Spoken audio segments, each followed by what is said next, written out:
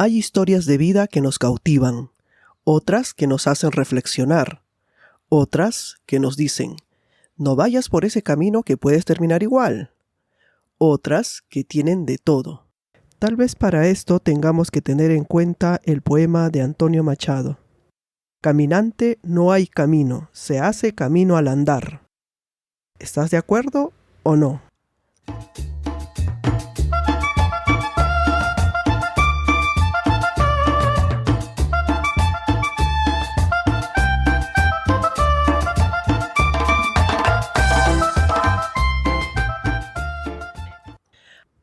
El viaje a la cumbre, podcast para lusohablantes, episodio 47. Historia de un médico colombiano. Soy Olga Perlas, profesora facilitadora del idioma español para lusohablantes. En mi página olgaperlas.com encuentras más detalles sobre mi trabajo. ¿Listo o lista para un viaje más? Y recuerda, no dejes de aprender que la vida nunca deja de enseñarte. Bienvenida y bienvenido a nuestro encuentro. Se suele decir que nos gusta contar y escuchar historias. A mí en lo particular me encanta hacerlo. Cada vez que lo hago, paso por diferentes estados de ánimo.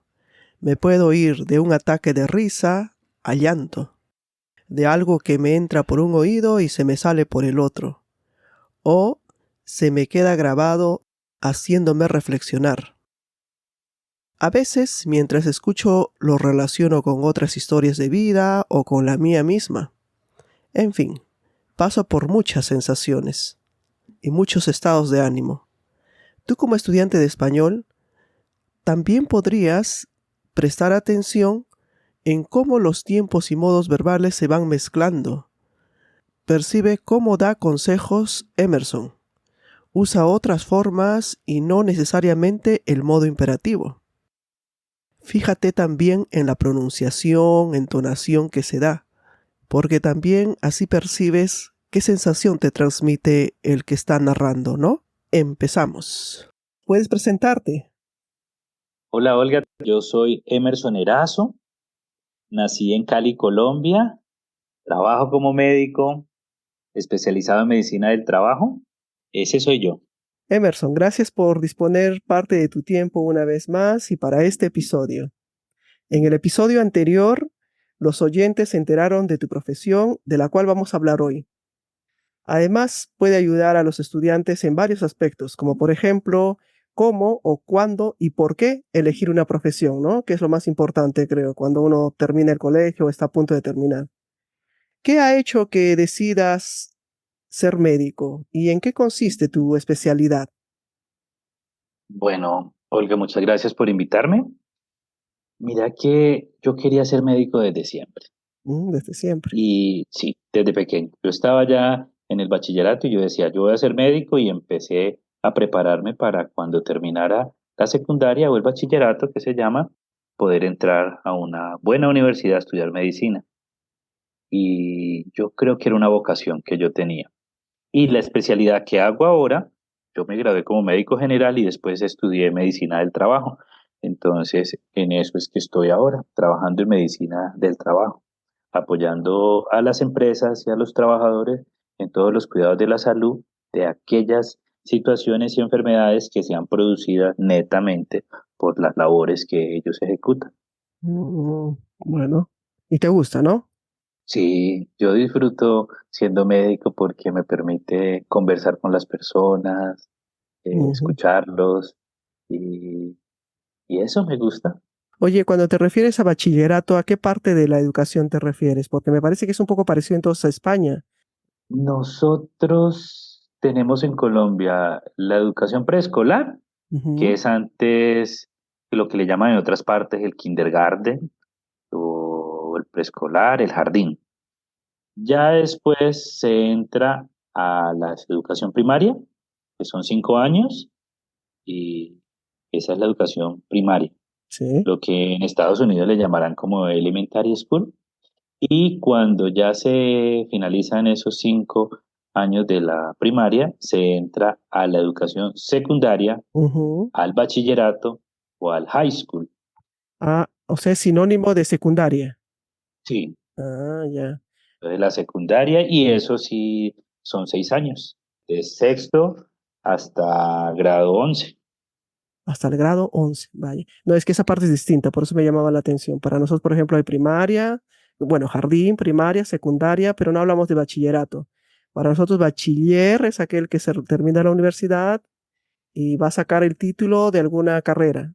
Para nosotros como peruanos, ¿no? Te digo, porque sé que hay diferencias. Me llamaba la atención porque sé que los de España también utilizan la palabra bachillerato y me parece que es parecida a la de ustedes entonces. Sinónimo de secundaria, de educación secundaria, dices, ¿no? Exactamente. ¿Y alguien te motivó o en alguien te inspiraste para elegir tu profesión? Pues mira, mis referentes no eran mi familia, Mm. porque mi padre y mi madre no tenían educación. Solo tenían, yo creo que primero o segundo de primaria. Es decir, sabían leer y escribir. Y venían del área rural de Colombia, del campo, Ya. y no tenían nada de educación. Entonces, ellos no eran mi referente. Mi referente serían lo que veía en la televisión, lo que escuchaba en la radio. eh, y yo creo que a mí el amor por la medicina me surgió cuando en Colombia hubo una tragedia que fue eh, la explosión de un volcán nevado del Ruiz, y que esa lava y todo ese material del hielo de ese nevado destruyó un pueblo llamado Armero. Entonces Ujú. hubo muchas muertes y muchos desaparecidos y demás. Entonces todas las tardes, en unos programas de la televisión y de la radio, las personas iban a buscar a sus desaparecidos o mostraban personas en los hospitales. Entonces yo decía, como niño, yo estaba empezando a estudiar, yo tendría 7 añitos, y yo decía, yo quiero ser o médico o vulcanólogo, algo así que estudiara la geología y los volcanes. Pero como eso no era como mucho más exótico, yo creo que eso sería como geología con especialización en volcanes. Ya Ujú. después dije, no, yo quiero ser el médico para ayudar a Ujú. la gente que está lesionada, herida, golpeada. Y quizás esos fueron mis referentes. ¿Y cómo te has preparado para esto? Pues a mí me tocó observar las herramientas que tenía a mi alrededor, la educación, aprovechar al máximo lo que me enseñaban en mi colegio, un colegio público de Cali, Colombia, gigantesco, pero al ser un colegio tan grande también había mucho desorden, pero allí lograban identificar como los estudiantes más brillantes y se enfocaban en ellos para capacitarlos más. Entonces yo desde que estaba estudiando empecé a capacitarme más en química, en física, en matemática, para cuando terminara la secundaria o el bachillerato que se le dice aquí en Colombia, poder tener un muy buen examen calificatorio para presentarme a las universidades. Porque como en todos los países, al finalizar esa educación, se hacen unos exámenes para ver la calidad con que salen los estudiantes y para que sirvan de proceso de selección para entrar a las universidades. Entonces, así fue mi preparación para poder acceder a una universidad, y que tenía que ser una universidad pública porque no tenía los recursos para pagar una universidad privada. Claro. Generalmente pasa eso, ¿no? Quien estudia más tiene alguna beca a veces o un ingreso tal vez directo a la universidad. No sé si hay eso en Colombia también. Por ser mejor alumno. Sí, sí, llegan y hacen unos exámenes y esos exámenes dan un puntaje y con esos puntajes te presentas. Y los que tengan los mejores puntajes pueden ingresar a las mejores carreras, y los otros a seguir haciendo examen o irse a universidades privadas con suficiente dinero a pagar. Y durante tus estudios en la universidad, ¿cómo te ha ido? La educación de la medicina, la enseñanza de la medicina es muy exigente, demasiado. Uno debe dedicarse tiempo completo, ser muy disciplinado, leer bastante, estar atento a los exámenes, y son 6 años de intenso estudio. Y me fue bien, No lograba ser tan sobresaliente como amigos que eran brillantes, pero no perdí ninguna materia y logré sacar adelante mi carrera. Ya. O sea, te ha ido bien por lo general, ¿no? Entonces, Sí, me fue bien. te has esforzado bastante y te ha ido bien. Y al terminar la carrera, ¿has tenido inconvenientes para entrar al mundo laboral? Afortunadamente no.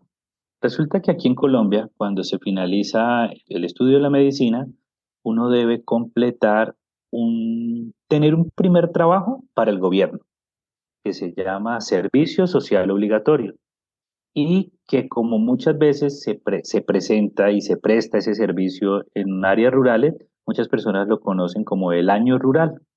Entonces, uno sale de la universidad, de la ciudad donde yo estudié, y presenta sus documentos y algún hospital de un área rural del campo lo contrata a uno. Y muy Mm. fácilmente me contrataron y de allí después he estado siempre trabajando en instituciones, al inicio públicas y después en hospitales y clínicas privadas. ¿Y cómo es el ambiente laboral en un hospital público? Uy, si vieras que el primer trabajo en el año rural es muy exigente porque usted está recién graduado y usted llega a un sitio donde hay muchas necesidades del campo, de la ruralidad de Colombia, y usted tiene que hacer de todo. Usted tiene que tener habilidades para atender niños, mujeres, embarazadas, adultos, e incluso en el sitio donde a mí me tocó también debía cumplir eh, actividades de medicina legal, de médico legista, necropsias, dictámenes médico-legales y todo lo que tuviera que ver con la medicina legal, porque como no era una ciudad, en las ciudades sí son unos médicos especializados que hacen todo eso, pero en el campo le toca a ese médico recién graduado hacer todas esas actividades y eso era exageradamente estresante, tener uno que tener las capacidades de poder atender niños, adultos, mujeres e incluso atender todas las cuestiones de medicina legal con los cadáveres y los estudios de muerte violenta. Y ese es un Wow, pedacito que no me gustaba casi, pero tenía buena formación para poder hacerlo y lo pude desempeñar muy bien. vaya. Bueno, lo que observo tanto aquí en Sao Paulo como en Arequipa es que hay muchos pacientes por atender, ¿no? Como tú también has pasado. Entonces, unos médicos se organizan bien y logran sobrellevar el trabajo, ¿no? Y a otros los veo como si no les importara. No sé si has visto eso o te ha pasado, ya que hay tanta gente esperando, pero no sé, a veces siento como que no. Ah, bueno, están esperando y están esperando. O es mi percepción simplemente. Los servicios de salud en cualquier lugar del mundo siempre van a estar colapsados. Y siempre que alguien llega a buscar atención médica, quiere ser atendido prontamente, que el diagnóstico sea adecuado, que la medicación sea entregada prontamente, que las remisiones, que las cirugías, que todo sea en calidad y en tiempo óptimo. Ujú. Pero hay momentos en donde los servicios están muy llenos de personas, donde los doctores estamos haciendo mil y una cosas más, pero todo está en la habilidad que tengamos para explicar qué está pasando, para darle consuelo a esa persona que tiene algo que necesita que se le ayude y darse cuenta que el que tiene algo sencillo de salud fácilmente se va a mejorar y puede salir pronto. El que tiene algo medianamente complejo, pues va a quedarse y va a necesitar atención de mediana complejidad. Y aquel que tenga algo muy complejo, así hagamos el esfuerzo que hagamos, hay situaciones que no se pueden controlar, que no se pueden tratar, pero ahí está la habilidad, la dulzura con que tengamos para explicar algo y darle respuesta a esa persona que llega adolorida y que está buscando ayuda. Eso es así. Pero también pasa algo. Resulta que la visión que tiene el paciente es muy distinta a la visión que tiene el doctor. El paciente está pensando en su dolor y cree que es la dolencia más tremenda del mundo. Pero los doctores tenemos la experiencia de haber identificado ese dolor y muchas más dolencias y muchas más enfermedades de otras personas y saber que quizás no sea tan prioritario y que puede dar tiempo a algo de espera.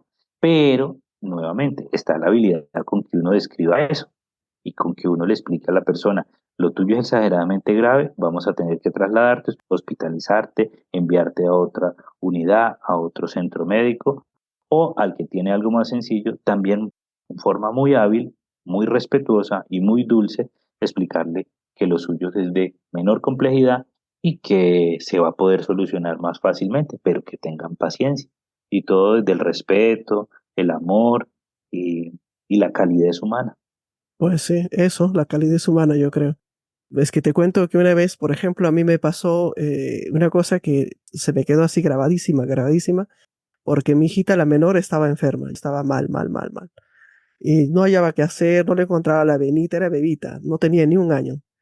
Y lloraba tanto que no sabía qué hacer. Yo estaba desesperada porque mi hija no mejoraba. Y un enfermero, me acuerdo muy bien de él, me abrazó y me dijo, tranquila mamá, que tu hija va a mejorar. Eso me tranquilizó tanto, tanto que dije, si no hubiera sido eso, creo que yo no me tranquilizaba, porque estaba desesperada, desesperada. Nadie me decía nada, o sea, me habrá visto tan desesperada que me abrazó. Nunca alguien me había abrazado en un hospital siendo médico o enfermero o lo que sea. Me ha podido hablar así. Yo creo que ha sentido mi dolor y me tranquilizó. Tuvo calidez humana Sí, sí, fue muy bueno. y supo acercarte a ti a transmitirte un mensaje. Ujú. Fue muy bueno esa vez. Ujú. ¿Crees que para no saturar los hospitales, no sé si está pasando, la gente se cuida o es que, qué crees que esté pasando? Las personas debiéramos tener una cultura de prevención, Ujú, saber alimentarnos, ser muy moderados en el consumo de alcohol, practicar deporte, tener al día nuestras vacunas, no automedicarnos, conocer qué enfermedades están presentes en la población y los gobiernos locales, hacer campañas de prevención. Por ejemplo, estábamos hablando del dengue.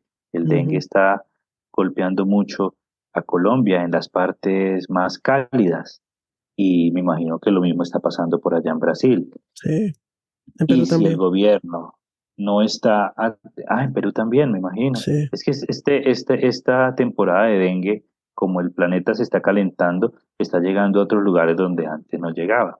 Mm, Entonces los gobiernos locales, nacionales, deben estar atentos a prevenir, a erradicar los mosquitos, a tener una cultura de que las personas se cuiden, tengan limpias sus casas, que no hayan criaderos de zancudos, y eso con todas las otras enfermedades. Invitar a las personas a la vacunación, a la alimentación saludable, a prevenir enfermedades de transmisión sexual, a tener embarazos deseados y bien cuidados, eh, a cuidar a los ancianos de los golpes de calor, a tener los niños con acceso a agua limpia. Y si todo eso funcionara muy bien, pues no habrían tantas enfermedades.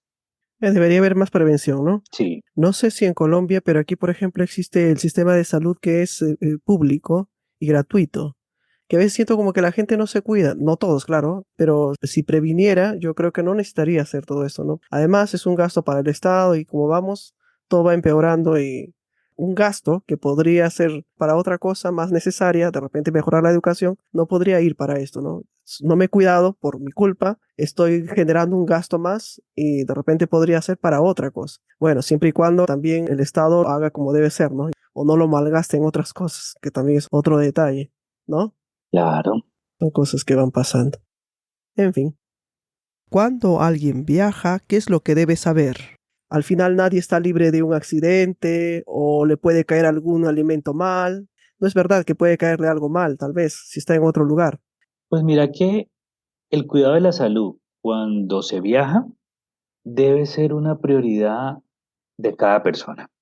Cada persona conocer cuáles son sus enfermedades, a qué medicamentos es alérgico, a qué alimentos es alérgico y saber también las reglamentaciones de salud que hay en los otros países. Hay países a los que para ingresar se debe cumplir con tener una vacunación, vacuna de la fiebre amarilla, exigen para viajar a algunas partes de Colombia para ir a Brasil, la vacunación del COVID, y las personas deberán tener una lista de chequeo donde sepan qué medicamentos están tomando, llevar los medicamentos desde su país de origen, llevar sus fórmulas de medicamentos, sus recetas y tratar incluso de tener como traducido al idioma del país a donde va sus alergias, sus antecedentes de cirugía,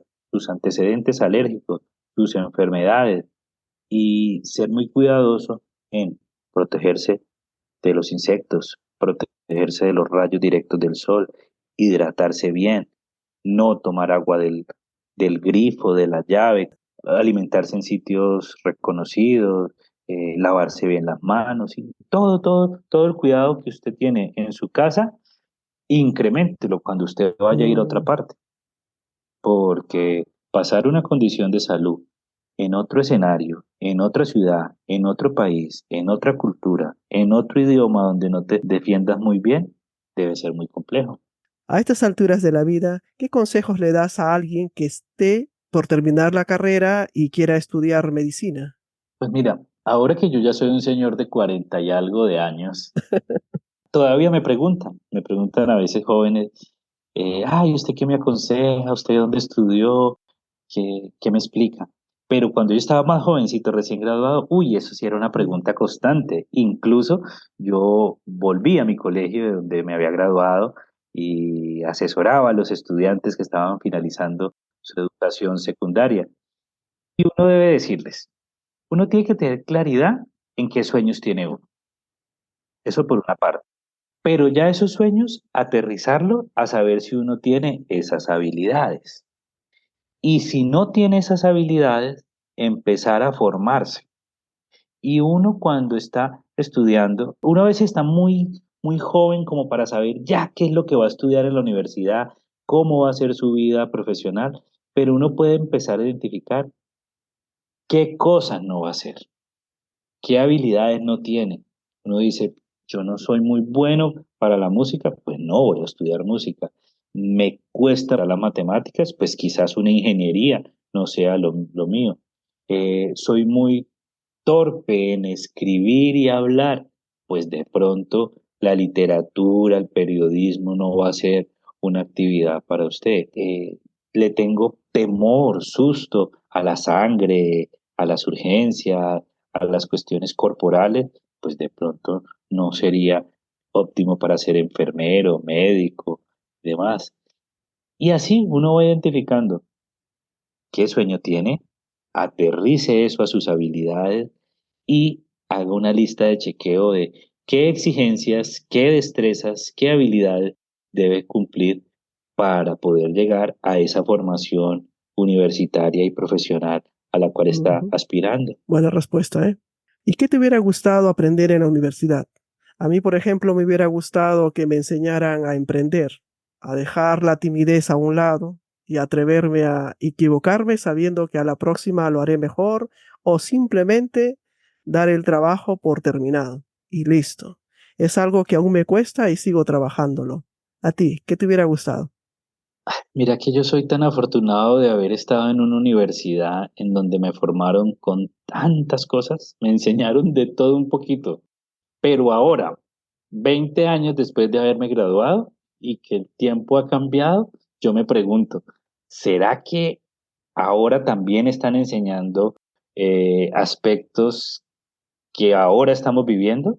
Por ejemplo, ahora que hay más fácilmente se habla de diversidad sexual, ¿será que en ese tiempo me debieron haber enseñado más sobre las diversidades? En ese tiempo será, pero había otra reglamentación. En ese tiempo me habían podido enseñar más sobre el cuidado de la salud de las embarazadas e incluso la decisión de las mujeres de interrumpir voluntariamente un embarazo. Eh, ¿Será que en ese tiempo me hubieran enseñado más sobre, sobre cómo manejar el dinero? Porque uno sale a trabajar y trabajar en lo que le enseñaron haciendo medicina, pero uno a veces no sabe cómo debía uno manejar su dinero. Y todos trabajemos en lo que trabajemos, empezamos a ganar un sueldo, eh, tenemos diversas formas de ser contratados. Si no tenemos esa habilidad de saber manejar el dinero, no va a haber dinero que nos alcance. Entonces, yo quisiera y me pregunto, ¿será que ahora están capacitándolo a uno en eso?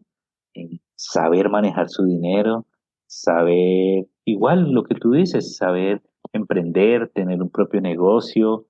Yo creo que también me hubiera gustado que me hubieran enseñado más a hablar con más fluidez. Yo siento que yo ahora soy una persona que soy buen conversador y buen contador de historias, pero yo creo que eso lo aprendí luego, por el camino.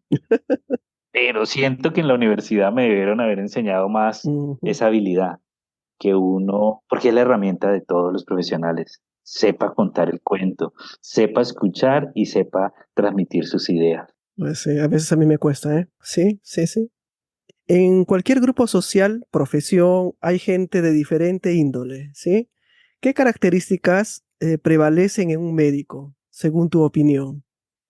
Hay personas que tienen formas distintas de pensar, que uno espera que, por ejemplo, en el gremio médico, todos seamos mucho más tolerantes, que aceptemos la diferencia, que procuremos no tomar partido político, religioso y sexual, que seamos muy pulcros y muy discretos al emitir comentarios.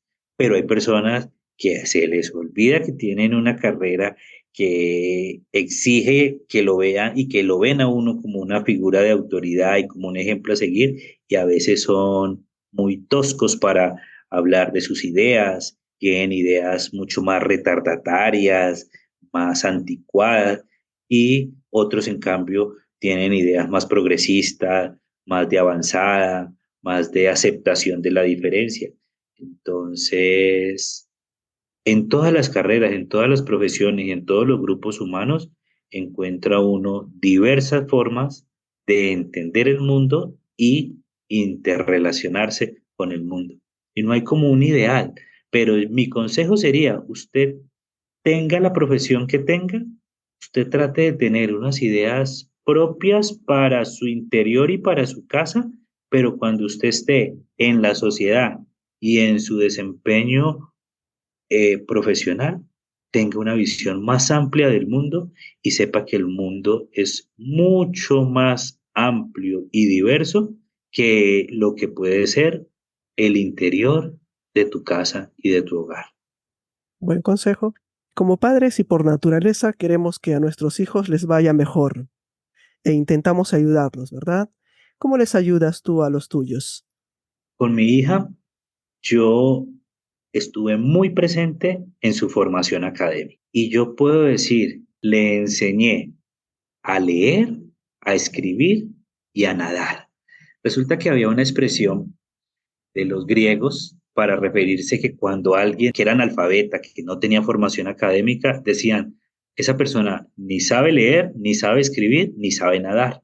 Resulta que a ellos les parecía que nadar era una habilidad muy importante. Y entonces yo a mi hija le dije, la lectura va a ser un fundamento para ti.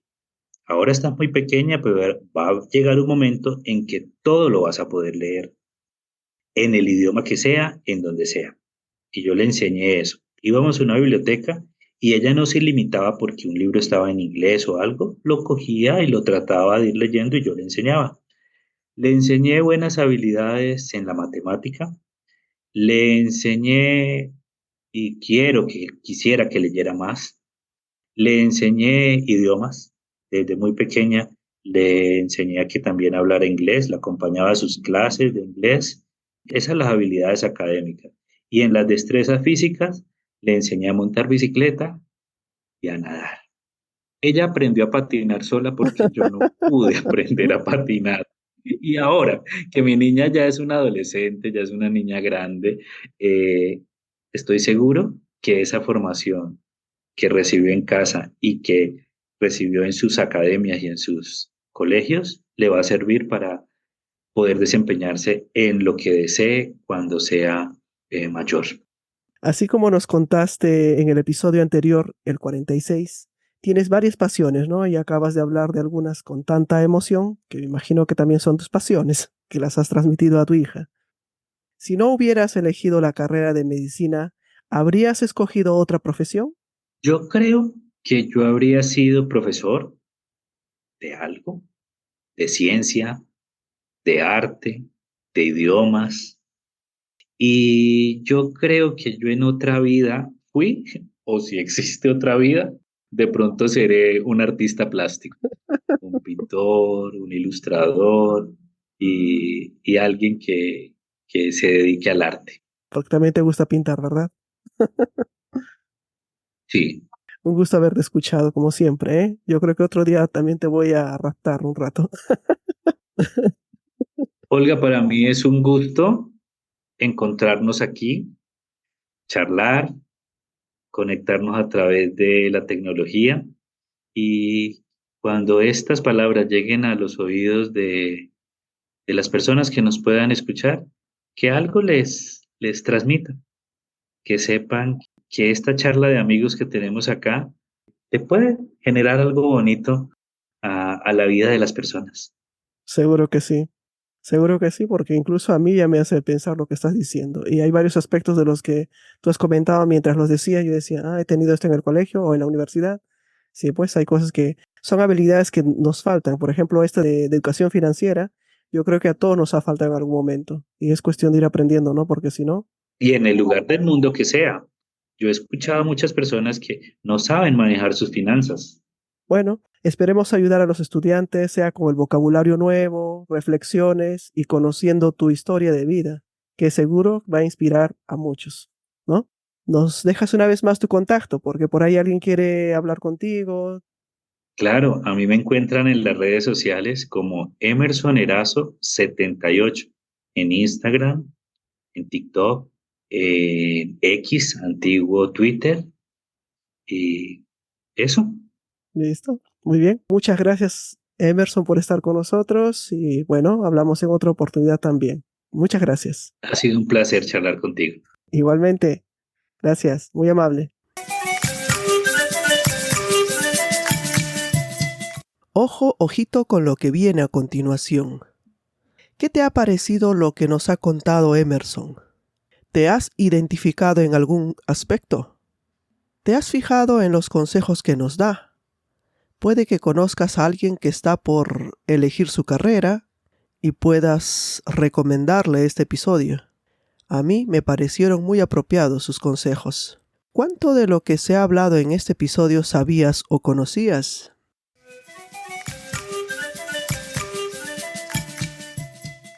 Ya sabes, mi querido o querida estudiante, que si te quedan dudas o quieres contarnos tu historia de vida o cómo estás aprendiendo español, puedes escribirme a info@olgaperlas.com u olgaperlas@hotmail.com. Seguro que tu historia también es interesante, ¿verdad? Puedes encontrar prácticas para seguir progresando en la lengua en mi página olgaperlas.com.